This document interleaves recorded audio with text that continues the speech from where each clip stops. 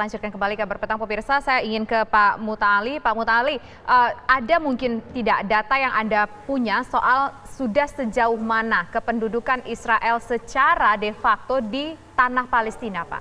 Khususnya Palestina, Yerusalem Timur. Baik, terima kasih Mbak. Tidak pertanyaannya ya. Data kami di Pusat Kajian Timur Tengah UI membuktikan bahwa Israel sudah menguasai 85% dari tanah Palestina.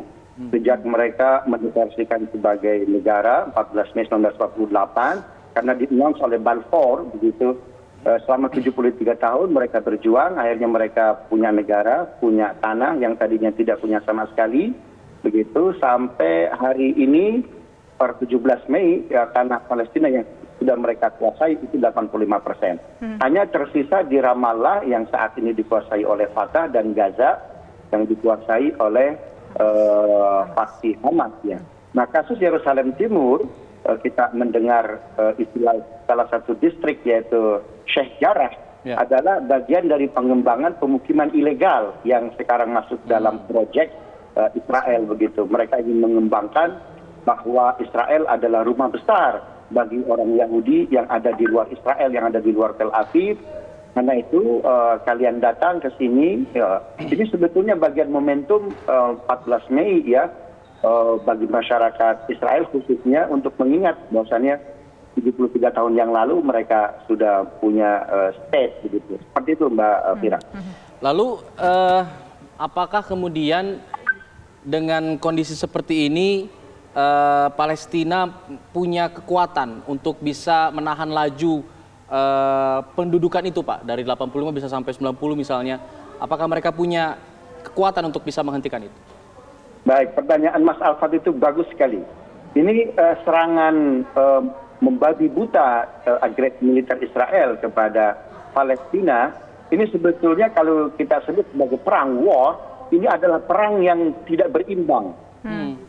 Antara state dengan non-state kan begitu. Bahkan mungkin antara civilization, antara peradaban, di mana Yahudi mereka punya kesehatan, punya research, punya teknologi, mereka punya pendidikan, punya food, water and energy begitu, dengan sebuah calon negara yang antah berantah. Ya, tetapi menariknya 9 hari agresi militer Israel ke Palestina sudah ratusan yang meninggal, 380 data saya terakhir. Begitu, tapi ternyata pada saat yang bersamaan bayi yang lahir ini 3.000, ya bayi yang lahir selama 9 hari ini 3.000, ini luar biasa, ya ini luar biasa. Jadi apa ya, beyond ini mungkin ya Mas Alfat ya. Nah kalau dilihat dari kalkulasi politik, kemudian kalkulasi alutsista ya sangat tidak berimbang. Tetapi mungkin pasokan suplai senjata dari negara tetangga misalkan Iran dan Turki, walaupun itu tidak menjamin kekuatan ini berimbang, tetapi paling tidak bisa memberikan rasa takut lah, bisa memberikan sedikit perimbangan itu dari khususnya para pejuang Hamas ya, Palestina untuk para serdadu Israel. Saya kira seperti itu Mas Alfat. Oke, kita dari data-data yang ada, mungkin juga analisis yang ada, kita ingin kembali ke Pak Zuhairi. Pak Zuhairi, dengan kondisi yang ada mungkin tidak Palestina ini kembali mendapatkan ataupun katakanlah Yerusalem Timur ini bisa menjadi ibu kota Palestina dengan kondisi yang ada. Ada data-data yang menunjukkan ini beyond, banyak yang meninggal tapi banyak juga bayi yang lahir. Ya, saya ingin menjawab pertanyaan tadi yang belum dijawab, bahwa apakah mungkin Palestina menguasai kembali Yerusalem Timur. Pertanyaannya bukan apakah mungkin, tetapi bagaimana caranya menguasai Yerusalem Timur secara utuh.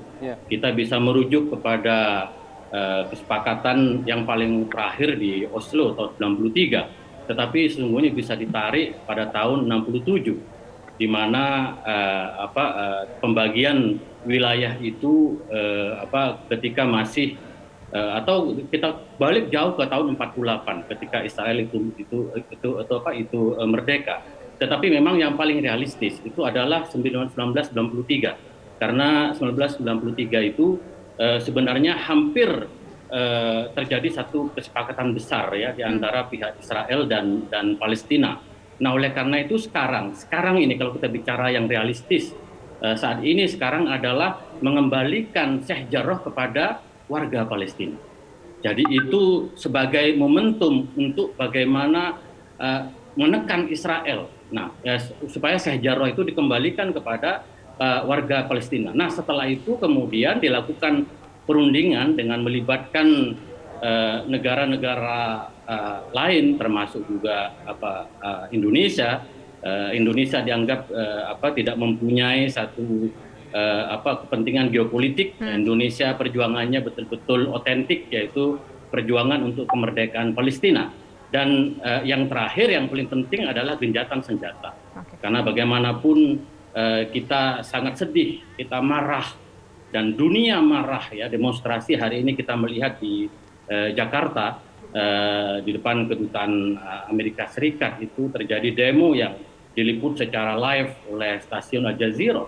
Itu artinya kita semua marah bahwa serangan-serangan, agresi, rudal-rudal yang membunuh anak-anak dan perempuan, orang-orang yang tidak bersalah di jalur Gaza, itu harus dihentikan. Karena bagaimanapun kita semua berharap ada satu keadilan bagi Palestina. Dan keadilan bagi Palestina itu adalah kemerdekaan dengan teritori Yerusalem Timur sebagai wilayah Palestina dan Masjid Aqsa atau Yerusalem Al-Quds sebagai kota dari Palestina. Baik.